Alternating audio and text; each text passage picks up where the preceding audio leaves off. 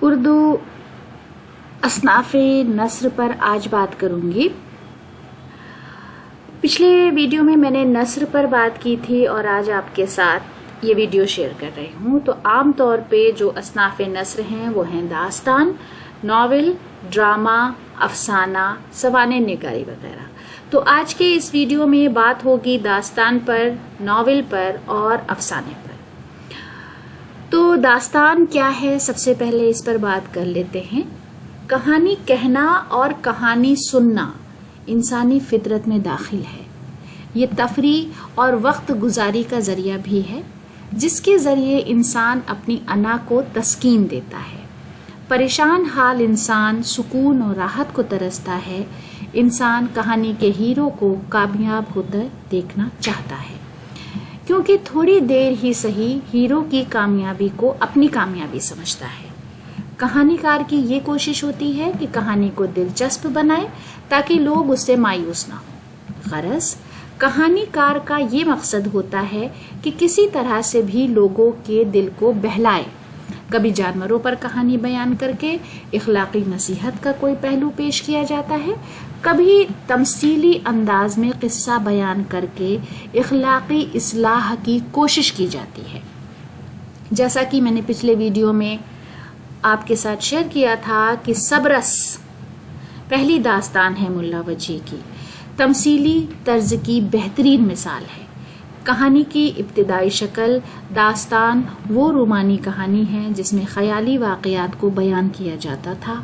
حسن و عشق کی رنگینیاں، واقعات و حادثات کی عکاسی کہانی کار پیش کرتا ہے اور اپنے قاری کو راحت و مسرت کا سامان فراہم کرتا ہے تاکہ قاری داستان سے ہمیشہ کے لیے وابستہ ہو جائے۔ تو دوستو، یہ چھوٹی سی ڈیفینیشن تھی داستان کے بارے میں۔ اب اگلا جو ہمارا حصہ ہے وہ ہے ناول نگاری۔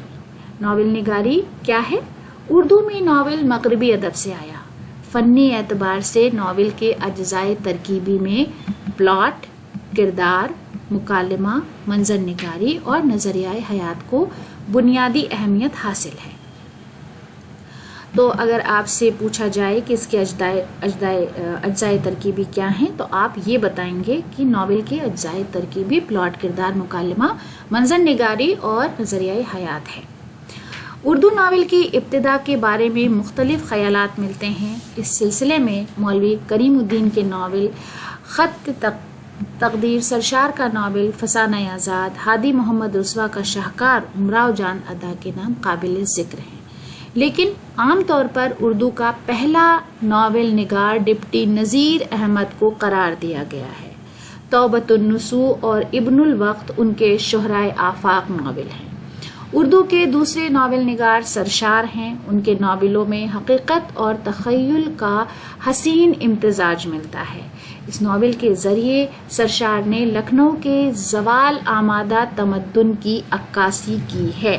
تو دوستو، یہ تمام جو آپ پڑھ رہے ہیں سینٹنسز یا سن رہے ہیں، یہ آپ کے آبجیکٹو جب سوال آئیں گے کسی بھی کمپٹیٹیو ایگزام میں تو اس میں یہ آپ سے پوچھا جا سکتا ہے۔ تو اس کو غور سے سنیے اور پڑھیے۔ تیسرے ناول نگار عبد الحلیم شرر ہیں۔ ان کے یہاں تاریخی پہلو ملتا ہے۔ فردوس بری اور بغداد کی حسینہ ان کے معروف ناول ہیں۔ اس کے بعد ہم آ جاتے ہیں افسانے پر۔ افسانہ کیا ہے؟ اردو زبان میں افسانہ مغربی ادب کی دین ہے اور یہ ایک جدید صنف ہے۔ افسانے سے پہلے ناول، قصے وغیرہ لکھے گئے۔